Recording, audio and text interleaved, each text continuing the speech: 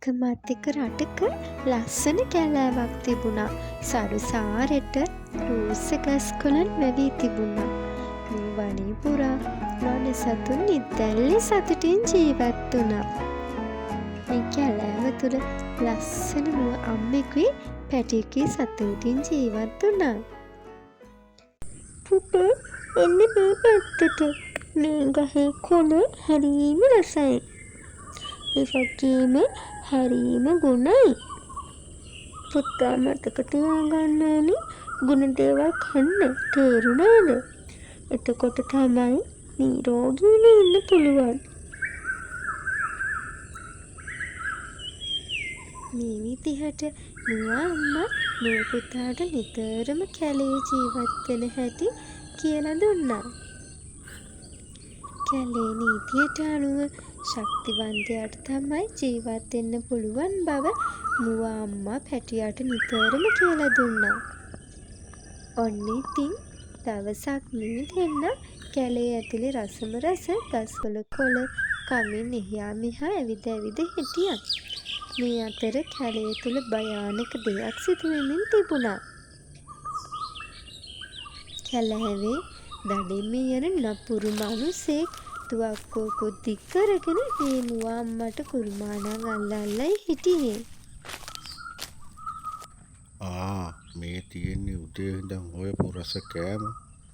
එකෙක් මදුවට මෝ දෙන්නෙක්ම ඉන්නවා. අල්ලගත්තා නම් අද දවසම හොඳයි. ලොකු මුවාට වෙඩි තියාගත්තොත් නම් හරි. මෙහෙම හිතපු මේ නපුරු මිනිසා මුව දෙනට වෙඩි තිබ්බා.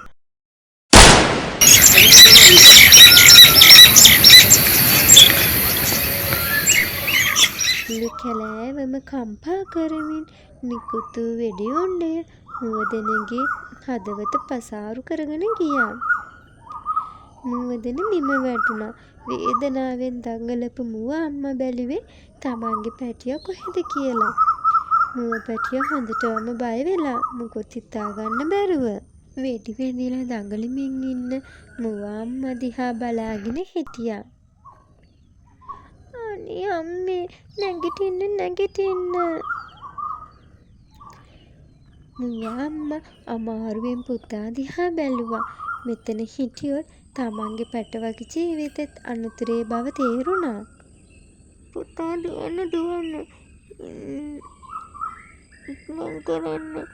කැලේට දුවන්න. බලාගෙන ඉන්න එපා දුවන්න. අනේ අම්මේ අම්මව දාලා මං කොහොමවත් යන්නේ නෑ. මට බෑ. පුතා අම්මා කියන දේ අහන්න.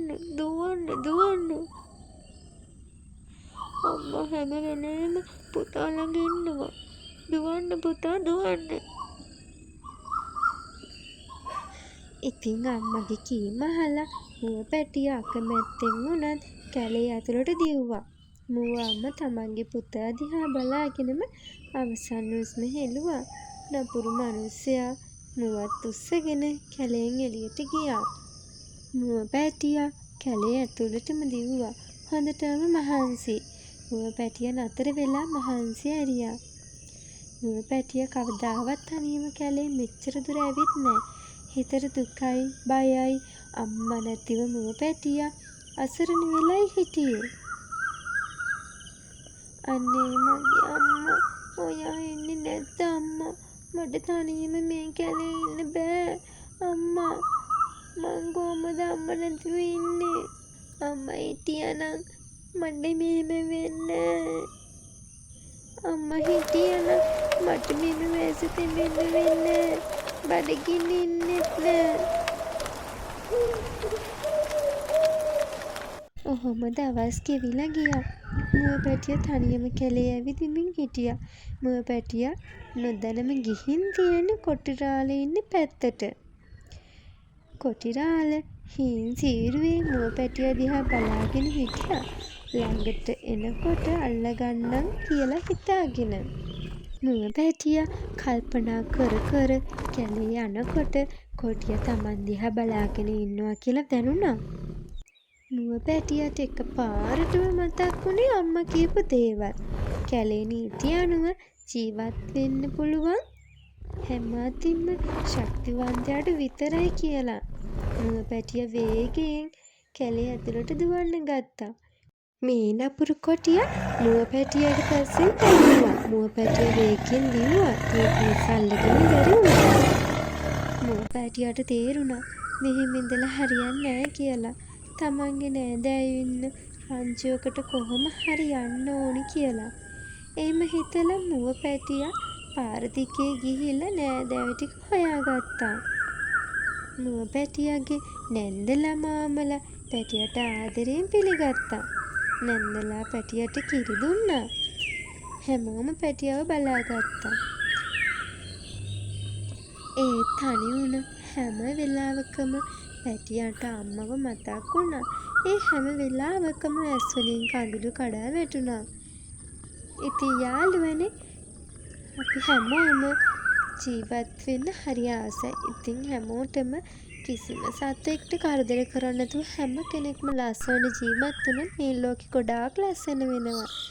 ඉතින් ඔයාලා මේ කතා වගේ තවත් අලුත් කතා බලන්න කැමති නම් අපේ කාටුන් පොත channel එක subscribe කරන්න, like කරන්න, චූටි comment එකකුත් එවන්න. යාළුවන්වත් බලන්න share කරන්න. ඉතින් අදට ගිහින් එන්නම් අලුත් කතාවකින් හමු වෙමු. සුබ දවසක්.